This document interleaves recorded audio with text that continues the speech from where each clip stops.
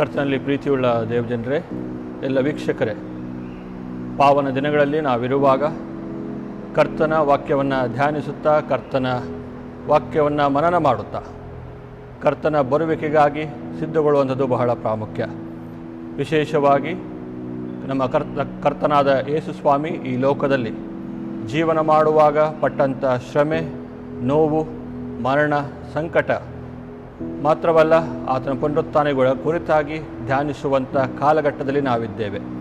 ಹೀಗಿರುವಾಗ ಈ ಪಾವನ ದಿನಗಳಲ್ಲಿ ನಮ್ಮನ್ನು ನಾವು ಧ್ಯಾನಕ್ಕಾಗಿ ಸಿದ್ಧಪಡಿಸಿಕೊಳ್ಳುವ ಹಾಗೆ ಕ್ಷಣಕಾಲ ತಮ್ಮ ತಲೆಗಳನ್ನು ಬಾಗಿಸಿ ಪ್ರಾರ್ಥನೆ ಮಾಡೋಣ. ಪ್ರೀತಿಯುಳ್ಳ ದೇವರೇ, ನೀನು ಕೊಟ್ಟಂತೆ ಈ ಸಮಯಕ್ಕಾಗಿ ಸ್ತೋತ್ರ. ಸ್ವಲ್ಪ ಹೊತ್ತು ನಿನ್ನ ವಾಕ್ಯವನ್ನು ಮನನ ಮಾಡುವಾಗ ನೀನು ನಮ್ಮೊಟ್ಟಿಗಿರು. ನಿನ್ನ ವಾಕ್ಯದ ಮೂಲಕವಾಗಿ ನಮಗೆ ನಿನ್ನ ವಾಕ್ಯದ ಗೂಢಾರ್ಥಗಳು ನಮಗೆ ಅರ್ಥೈಸು ಎಂಬುದಾಗಿ ಯೇಸುವಿನ ದಿವ್ಯ ನಾಮದಲ್ಲಿ ಬೇಡಿದ್ದೇವೆ, ಆಮೇನ್.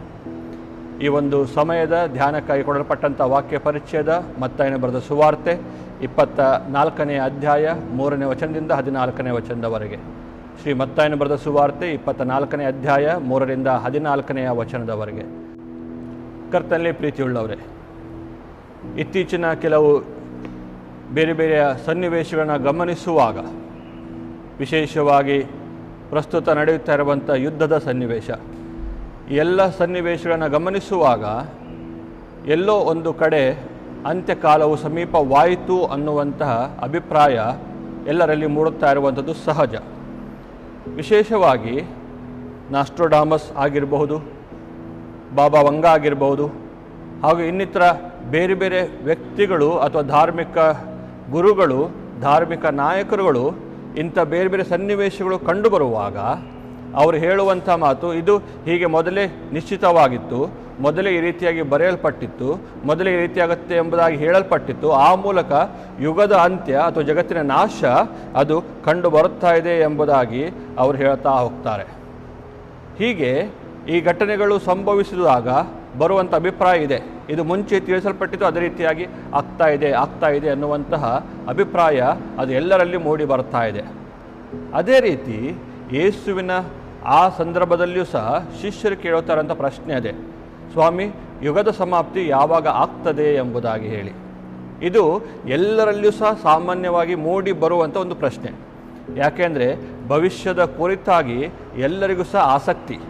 ನನ್ನ ಭವಿಷ್ಯ ಏನಾಗ್ತದೆ, ನನ್ನ ಕುಟುಂಬದ ಭವಿಷ್ಯ ಏನಾಗ್ತದೆ, ನನ್ನ ಸಭೆ, ನನ್ನ ಸಮುದಾಯ, ನನ್ನ ರಾಜ್ಯ, ನನ್ನ ದೇಶ, ಹೀಗೆ ಆದರೆ ಎಲ್ಲ ಸಮುದಾಯದ ಭವಿಷ್ಯ ಏನಾಗ್ತದೆ ಎಂಬುದಾಗಿ ತಿಳುಕೊಳ್ಳುವಂಥ ಆಸಕ್ತಿ ಪ್ರತಿಯೊಬ್ಬೊಬ್ಬರಲ್ಲಿಯೂ ಸಹ ಇರುವಂಥದ್ದೇ.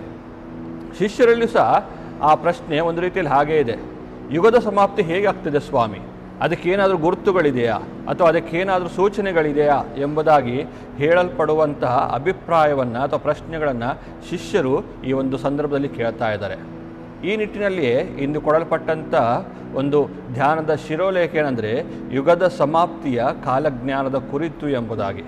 ಯುಗದ ಸಮಾಪ್ತಿಯ ಕಾಲಜ್ಞಾನದ ಕುರಿತು ಎಂಬುದಾಗಿ ಹೇಳಿ. ಕಾಲಜ್ಞಾನ ಮುಂದೆ ಆಗುವಂತಹ ವಿಚಾರಗಳನ್ನು ಈಗಲೇ ತಿಳಿಸುವಂಥ ಒಂದು ಜ್ಞಾನ ಅದು. ಅದನ್ನು ತಿಳಿಸುವಂಥ ವ್ಯಕ್ತಿಗಳಿಗೆ ಕಾಲಜ್ಞಾನಿಗಳು ಎಂಬುದಾಗಿ ಹೇಳ್ತಾರೆ. ಬಾಸಲ್ ಮಿಷನಿನ ಮಿಷನರಿಗಳ ಆ ಒಂದು ವರದಿಗಳನ್ನು ನಾವು ಓದುವಾಗ ಗೊತ್ತಾಗ್ತದೆ, ಕೆಲವು ಊರುಗಳನ್ನು ಅವರು ಸಂದರ್ಶಿಸಿದಾಗ ಹೇಳಿದಂಥ ಮಾತು, ನಾವು ಕಾಲಜ್ಞಾನಿಗಳ ಊರುಗಳನ್ನು ಸಂದರ್ಶಿಸಿದೆವು, ಅಲ್ಲಿ ಕಾಲಜ್ಞಾನಿಗಳು ಇದ್ದರು ಎಂಬುದಾಗಿ ಅವರು ಬರೀತಾ ಹೇಳ್ತಾ ಹೋಗ್ತಾರೆ. ಈಗಲೂ ಯೇಸುಸ್ವಾಮಿ ಯುಗದ ಸಮಾಪ್ತಿಯ ಕುರಿತ ಕಾಲಜ್ಞಾನದ ಕುರಿತು ಏನನ್ನು ಹೇಳಲಿಕ್ಕೆ ಆತ ಬಯಸ್ತಾ ಇದ್ದಾನೆ? ಯುಗದ ಸಮಾಪ್ತಿಯ ಬಗ್ಗೆ ಹೇಳ್ತಾನ ಅಥವಾ ಅದಕ್ಕಿಂತ ಹೆಚ್ಚಿನದನ್ನು ಸ್ವಾಮಿ ನಮಗೆ ಇದರಿಂದ ತಿಳಿಸಿಕೊಡ್ತಾ ಇರಲಿಕ್ಕೆ ಇಷ್ಟಪಡ್ತಾನೆ ಎಂಬುದಾಗಿ ನಮ್ಮನ್ನು ನಾವು ಅವಲೋಕಿಸಿಕೊಳ್ಳೋಣ.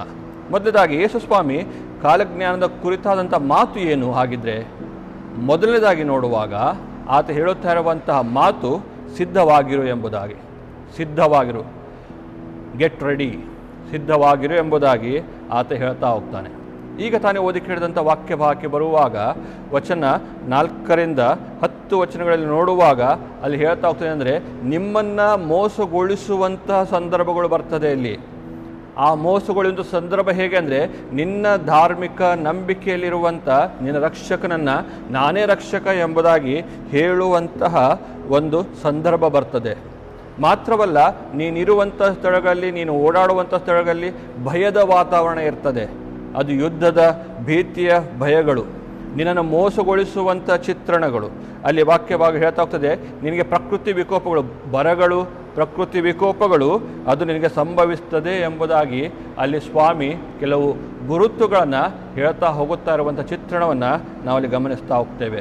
ಆದರೆ ಎಲ್ಲವುಗಳ ಮಧ್ಯೆ ಅಲ್ಲಿ ಸ್ವಾಮಿ ಹೇಳುತ್ತಾ ಇರುವಂಥ ವಚನ 8ರಲ್ಲಿ ಹೇಳುತ್ತಾ ಇರುವಂತಹ ಮಾತು, ಇವೆಲ್ಲ ನೂತನ ಕಾಲವು ಹುಟ್ಟುವ ಪ್ರಸವ ವೇದನೆಯ ಪ್ರಾರಂಭ ಎಂಬುದಾಗಿ ಹೇಳ್ತಾನೆ. ಪ್ರಸವ ವೇದನೆಯ ಪ್ರಾರಂಭ ಅಂದರೆ ಯುಗದ ಸಮಾಪ್ತಿಯ ಒಂದು ಆರಂಭ ಇದು.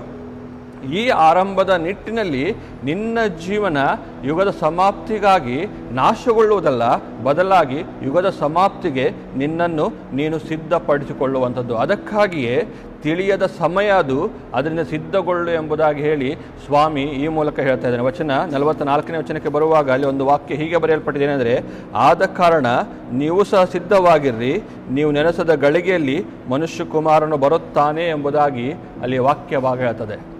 ಯುಗದ ಸಮಾಪ್ತಿಯಲ್ಲಿ ಕಾಲಜ್ಞಾನಿಯಾದಂಥ ಯೇಸು ಸ್ವಾಮಿಯ ಮಾತು, ನೀನು ಸಿದ್ಧನಾಗಿರು, ನಾನು ಸಿದ್ಧನಾಗಬೇಕು ಎಂಬುದಾಗಿ ಅಲ್ಲಿ ಯೇಸು ಸ್ವಾಮಿ ಹೇಳ್ತಾ ಹೋಗ್ತಾ ಇದ್ದಾನೆ. ಇನ್ನು ಎರಡನೇದಾಗಿ ನೋಡುವಾಗ ಯೇಸು ಸ್ವಾಮಿ ಹೇಳ್ತಾ ಇರುವಂಥ ಮಾತು, ಸತ್ಯಕ್ಕಾಗಿ ಜೀವಿಸು. ಕಾಲಜ್ಞಾನಿಯ ಎರಡನೇ ಮಾತು, ಸತ್ಯಕ್ಕಾಗಿ ಜೀವಿಸು, ಲಿವ್ ಫಾರ್ ಟ್ರುತ್ ಎಂಬುದಾಗಿ ಅಲ್ಲಿ ವಾಕ್ಯ ಭಾಗ ಹೇಳ್ತದೆ.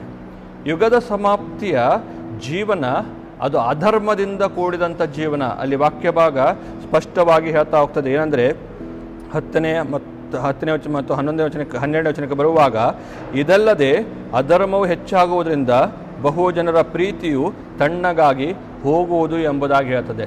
ಅಧರ್ಮ ಅಲ್ಲಿ ಹೆಚ್ಚಾಗ್ತಾ ಹೋಗ್ತದೆ. ಯಾವುದು ಧರ್ಮವಾಗಿ ಉಳಿಯಬೇಕಾಗಿತ್ತೋ ಆ ಧರ್ಮದ ಜೀವನ ಇಂದು ಸಮುದಾಯದಲ್ಲಿ ಕಾಣುವುದಿಲ್ಲ. ಅಲ್ಲಿ ಅಸತ್ಯದ ಜೀವನ ಇರ್ತದೆ. ಎಲ್ಲಿ ನೋಡಿದ್ರು ಸಹ ನಾನು ಈಗಾಗಲೇ ಹೇಳಿದಾಗೆ ಅಸತ್ಯ, ಅನ್ಯಾಯ, ಮೋಸ, ಅನೀತಿ ಇವುಗಳಿಂದ ಧರ್ಮದ ಯಾವ ಮಾನವೀಯ ಗುಣಗಳು ಸ್ಥಾಪಿಸಲ್ಪಡಬೇಕಾಗಿತ್ತೋ ಅದೆಲ್ಲವೂ ಸಹ ನಾಶವಾಗಿ, ಅದೆಲ್ಲವೂ ಸಹ ಕಮ್ಮಿ ಆಗ್ತಾ ಆಗ್ತಾ ಅದು ಕೊನೆಗೆ ತುಂಬ ತಣ್ಣಗಾದಂಥ ಅಲ್ಲಿ ಹೇಳಲ್ಪಡುವಂಥ ನಿರ್ಜೀವ ಸ್ಥಿತಿಗೆ ಅದು ಬಂದು ಹೋಗ್ತದೆ. ಅಧರ್ಮದ, ಅಸತ್ಯದ ಕಡೆಗೆ ಹೆಚ್ಚು ಒಲವು ಇಡೀ ಜಗತ್ತು ತೋರ್ತಾ ಹೋಗ್ತದೆ. ಆ ಮೂಲಕವಾಗಿ ತಮ್ಮನ್ನೇ ಕ್ರಿಸ್ತನನ್ನಾಗಿ ಮಾಡಿಕೊಳ್ಳುವಂಥ ಜೀವನ ಅಲ್ಲಿ ಬರ್ತದೆ. ಅದಕ್ಕೆ ಸ್ವಾಮಿಯಲ್ಲಿ ಹೇಳ್ತಾನೆ, ಏನಂದರೆ ವಚನ 5ಕ್ಕೆ ಬರುವಾಗ, ನಾನು ಕ್ರಿಸ್ತನು ಎಂದು ಎಷ್ಟೋ ಜನರು ಮೋಸಗೊಳಿಸುವರು ಎಂಬುದಾಗಿ ಹೇಳ್ತದೆ. ನಾನೇ ಕ್ರಿಸ್ತ, ನನಗೆ ಒಂದು ಸಾಮರ್ಥ್ಯ ಉಂಟು, ನನಗೆ ಶಕ್ತಿ ಉಂಟು, ಅಂದು ಸ್ವಾಮಿ ಏನು ಮಾಡಿದಾನೋ ಅದಕ್ಕಿಂತ ಹೆಚ್ಚಿನದನ್ನು ನಾನು ಮಾಡ್ತೇನೆ ಎಂಬುದಾಗಿ ಹೇಳುವಂಥ ನಿಟ್ಟಿನಲ್ಲಿ ತಮ್ಮ ಎಲ್ಲೋ ಊಹನೆಗಳನ್ನು ಹೇಳ್ತಾ ಅಧರ್ಮಕ್ಕೆ ದಾರಿಯನ್ನು ಮಾಡಿಕೊಡುವಂಥ ಚಿತ್ರಣ ಅಲ್ಲಿ ಬರ್ತದೆ. ಮಾತ್ರವಲ್ಲ, ಸುಳ್ಳು ಪ್ರವಾದನೆಗಳಿಗೆ ಹೆಚ್ಚು ಅಲ್ಲಿ ಬೆಲೆ ಬರುವಂಥದ್ದನ್ನು ನಾವು ನೋಡ್ತಾ ಹೋಗ್ತೇವೆ. ವಚನ 11ಕ್ಕೆ ಬರುವಾಗ, ಬಹು ಮಂದಿ ಸುಳ್ಳು ಪ್ರವಾದಿಗಳು ಸಹ ಎದ್ದು ಅನೇಕರನ್ನು ಮೋಸಗೊಳಿಸುವರು ಎಂಬುದಾಗಿ ಅಲ್ಲಿ ವಾಕ್ಯ ಭಾಗ ಹೇಳ್ತಾ ಹೋಗ್ತದೆ. ಸುಳ್ಳು ಪ್ರವಾದನೆಗಳು ಹೇಳಬೇಕಂತ ಸತ್ಯವನ್ನು ಹೇಳಲಿಕ್ಕೆ ಆಗೋದಿಲ್ಲ. ಅನುಕೂಲ ಶಾಸ್ತ್ರ ಅನ್ನೋ ರೀತಿಯಲ್ಲಿ ಅನುಕೂಲಕ್ಕೆ ತಕ್ಕಂತೆ ಜನರನ್ನು ಸಂತೋಷಪಡಿಸುವಂಥ ರೀತಿಯಲ್ಲಿ ಬೋಧನೆಗಳ ಜೀವಿತ ಅಲ್ಲಿ ಹೆಚ್ಚಾಗ್ತಾ ಹೋಗ್ತದೆ. ಆ ಮೂಲಕ ಜನರ ಪ್ರೀತಿ ನಿರ್ಜೀವ ಸ್ಥಿತಿಗೆ ಹೋಗಿ ಅಧರ್ಮ ಹೆಚ್ಚಾಗುವಂಥ ಸನ್ನಿವೇಶದಲ್ಲಿ ಸ್ವಾಮಿ ಹೇಳ್ತಾ ಇರುವಂಥ ಮಾತು, ನೀನು ಸತ್ಯದಲ್ಲಿ ಜೀವಿಸು ಎಂಬುದಾಗಿ ಹೇಳಿ. ನೀನು ಕ್ರಿಸ್ತನಲ್ಲ, ಕ್ರಿಸ್ತನೊಬ್ಬನಿದ್ದಾನೆಂಬುದಾಗಿ ನಂಬು. ಕ್ರಿಸ್ತನ ಜೊತೆಯಲ್ಲಿ ಇದ್ದುಕೊಂಡು ಕ್ರಿಸ್ತನೊಂದಿಗೆ ಭಾಗತ್ವ ಪಡೆದುಕೊಂಡಂಥ ಸತ್ಯ ಜೀವನ ಅದು ನಿನ್ನದಾಗಲಿ. ಸುಳ್ಳು ಪ್ರವಾದನೆಗೆ ಅವಕಾಶ ಕೊಡಬೇಡ.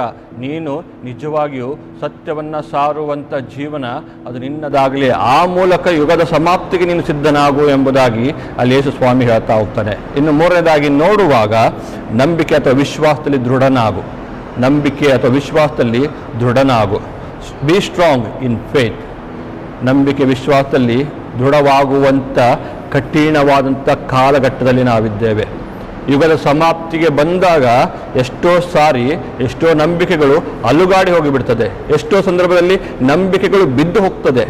ಇನ್ನು ಯಾವುದು ಬೇಡ ಅನ್ನುವ ರೀತಿಯಲ್ಲಿ ಸಂದರ್ಭಗಳು, ಸ್ಥಿತಿಗತಿಗಳು ಅದು ಬರುತ್ತಾ ಇರುವಂಥದ್ದನ್ನು ನಾವು ನೋಡ್ತಾ ಹೋಗ್ತೇವೆ. ಆದರೆ ಸ್ವಾಮಿ ಹೇಳ್ತಾ ಇರುವಂಥ ಮಾತು, ನಂಬಿಕೆಯಲ್ಲಿ ದೃಢನಾಗು ಎಂಬುದಾಗಿ ಅಲ್ಲಿ ಹೇಳ್ತಾ ಹೋಗ್ತಾನೆ. ಕಾರಣ ಯಾಕೆ ಅಂದರೆ ನಿನ್ನನ್ನು ಹಾಗೆ ಮಾಡುವ ಸ್ಥಿತಿ ಬರ್ತದೆ. ಅಲ್ಲಿ ವಾಕ್ಯ ಭಾಗ ಸುಂದರವಾಗಿ ಹೇಳ್ತಾ ಹೋಗ್ತದೆ. ವಚನ 9ಕ್ಕೆ ಬರುವಾಗ, ಆಗ ನಿಮ್ಮನ್ನು ಉಪದ್ರವಕ್ಕೆ ಒಪ್ಪಿಸಿ ಕೊಲ್ಲುವರು, ನನ್ನ ಹೆಸರ ನಿಮಿತ್ತ ನಿಮ್ಮನ್ನು ಎಲ್ಲ ಜನಾಂಗಗಳು ಹಾಗೆ ಮಾಡುವರು. ಆಗ ಅನೇಕರು ಹಿಂಜರಿದು ಒಬ್ಬರನ್ನೊಬ್ಬರು ಹಿಡುಕೊಡುವರು, ಒಬ್ಬರ ಮೇಲೊಬ್ಬರು ದ್ವೇಷ ಮಾಡುವರು ಎಂಬುದಾಗಿ ಅಲ್ಲಿ ಸ್ವಾಮಿ ಹೇಳ್ತಾ ಹೋಗ್ತಾನೆ.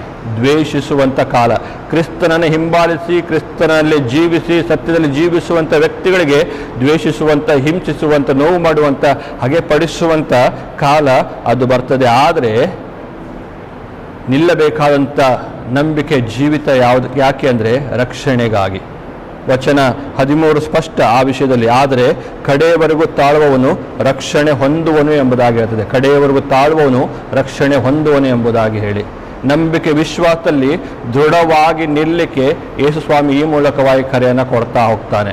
ಆ ಮೂಲಕ ಪರಲೋಕದ ಎಲ್ಲ ಸುವಾರ್ತೆಯು ಎಲ್ಲ ಜನಾಂಗಗಳಿಗೆ ಸಾಕ್ಷಿಯಾಗಿ ಸಾರಲ್ಪಡ್ತದೆ. ಯಾವಾಗ ಅಂದರೆ ನಾವು ನಂಬಿಕೆಯಲ್ಲಿ ದೃಢವಾಗಿ ನಿಂತಾಗ ಅದು ಸಾಧ್ಯವಾಗ್ತದೆ ಪ್ರೇರೆ. ಹೀಗಿರುವಾಗ ಈ ಒಂದು ಸ್ವಲ್ಪ ಹೊತ್ತಿನ ಧ್ಯಾನವನ್ನು ನಾವು ಮನನ ಮಾಡಿಕೊಳ್ಳುವಾಗ ಬೇರೆ ಬೇರೆ ಹೇಳುವಂಥ ಯುಗದ ಸಮಾಪ್ತಿಯ, ಲೋಕಾಂತ್ಯದ ಬೇರೆ ಬೇರೆ ಎಲ್ಲ ವಿಷಯವನ್ನು ನಾವು ಕೇಳ್ತಾ ಹೋಗ್ತೇವೆ, ನೋಡ್ತಾ ಹೋಗ್ತೇವೆ. ಆದರೆ ನಮಗದು ಬೇಡ. ನಮಗೆ ಕ್ರೈಸ್ತರಾಗಿ ಕ್ರಿಸ್ತನವರಾಗಿ ನಮಗೆ ಬೇಕಾಗಿರುವಂಥ ಸಂಗತಿ, ಯೇಸು ಸ್ವಾಮಿ ಹೇಳ್ತಾ ಇರುವಂಥ ಸಂಗತಿ ಇಷ್ಟೇ: ನೀನು ಸಿದ್ಧನಾಗು, ನೀನು ಸತ್ಯಕ್ಕಾಗಿ ಜೀವಿಸು, ನೀನು ನಂಬಿಕೆಯಲ್ಲಿ ವಿಶ್ವಾಸದಲ್ಲಿ ದೃಢನಾಗು. ಆ ಕಾಲವು ಕಳ್ಳನು ಬರೋ ರೀತಿಯಲ್ಲಿ ಬರ್ತದೆ, ಬಂದು ಹೋಗ್ತದೆ. ಆದರೆ ನೀನು ಸಿದ್ಧನಾಗಿದ್ದಾಗ ಮಾತ್ರ ನೀನು ರಕ್ಷಣೆ ಹೊಂದಲಿಕ್ಕೆ ಸಾಧ್ಯ ಎಂಬುದಾಗಿ ಯೇಸು ಸ್ವಾಮಿ ಸ್ಪಷ್ಟವಾಗಿ ಹೇಳ್ತಾ ಇದ್ದಾನೆ. ಹಾಗಾದರೆ ಯುಗದ ಸಮಾಪ್ತಿಯ ಕುರಿತಾಗಿ ಯೇಸು ಸ್ವಾಮಿ ಹೇಳ್ತಾ ಇರುವಂಥ ಕಾಲಜ್ಞಾನದ ಮಾತು ಇಷ್ಟೇ. ಪುನಃ ಅದನ್ನು ರಿಪೀಟ್ ಮಾಡ್ತೇನೆ: ಸಿದ್ಧನಾಗು, ಸತ್ಯಕ್ಕಾಗಿ ಜೀವಿಸು, ನಂಬಿಕೆ ವಿಶ್ವಾಸದಲ್ಲಿ ದೃಢನಾಗು. ಆಗ ಯುಗದ ಸಮಾಪ್ತಿ ಎಲ್ಲ ದಿನಗಳ ನಂತರದಲ್ಲಿ ನಾವು ಕ್ರಿಸ್ತನೊಂದಿಗೆ ಹೆಜ್ಜೆ ಹಾಕಲಿಕ್ಕೆ ಸಾಧ್ಯ, ದೇವರು ನಮ್ಮೊಟ್ಟಿಗೆ ಇರಲಿಕ್ಕೆ ಸಾಧ್ಯ, ಆ ಅನುಭವದಲ್ಲಿ ನಾವು ಮುಂದೆ ಹೋಗಲಿಕ್ಕೆ ಸಾಧ್ಯ. ಈ ಪಾವನ ದಿನಗಳು ನಮ್ಮನ್ನು ಕ್ರಿಸ್ತನಲ್ಲಿ ಸಿದ್ಧಗೊಳ್ಳಲಿಕ್ಕೆ, ಕ್ರಿಸ್ತನಲ್ಲಿ ಸತ್ಯವಾಗಿ ಜೀವಿಸಲಿಕ್ಕೆ, ಕ್ರಿಸ್ತನಲ್ಲಿ ನಾವು ನಂಬಿಕೆಯಲ್ಲಿ ಬಲ ಹೊಂದಲಿಕ್ಕೆ ಸಹಾಯ ಮಾಡಲಿ. ದೇವರು ಈ ವಾಕ್ಯವನ್ನು ಆಶೀರ್ವದಿಸಲಿ. ಆಮೇಲೆ ಪ್ರಾರ್ಥನೆ ಮಾಡೋಣ. ಪ್ರೀತಿಯುಳ್ಳ ದೇವರೇ, ಯುಗದ ಸಮಾಪ್ತಿಯ ಕುರಿತಾಗಿ ಅನೇಕ ಸಂಗತಿಗಳು ಗುರುತುಗಳಾಗಿ ಕಂಡು ಬರುತ್ತಾ ಇದೆ. ಆದರೆ ಇದು ಪ್ರಸವ ವೇದನೆಯ ಕಾಲ ಪ್ರಾರಂಭ ಎಂಬುದಾಗಿ ನೀನು ಹೇಳಿದ್ದೆ.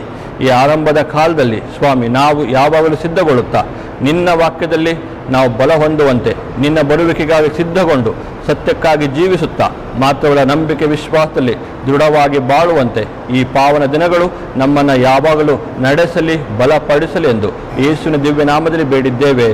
ಆಮೇನ್.